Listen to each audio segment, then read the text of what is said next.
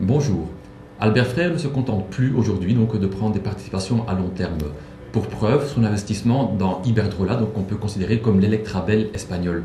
En mai dernier, Albert Frère avait pris une participation conjointe donc de 5% via GBL et CNP donc dans Iberdrola, donc une opération qui lui avait coûté 2,2 milliards d'euros. Donc c'était une opération qui avait plein de sens étant donné que le secteur de l'utilité publique est en plein essor. N'oublions pas que depuis le 1er juillet 2007, le marché de l'électricité en Europe est ouvert à la concurrence et donc le marché spéculait que de grands groupes allaient fusionner entre eux. Et donc on sait aussi qu'à terme, il n'y aura plus que quelques grands groupes de l'utilité publique en Europe. Et donc on pense à des grands groupes comme EDF ou l'allemand E.ON. Et donc via ses participations dans Suez et dans Iberdrola, Albert Frère pouvait naturellement participer donc à ce mouvement de consolidation.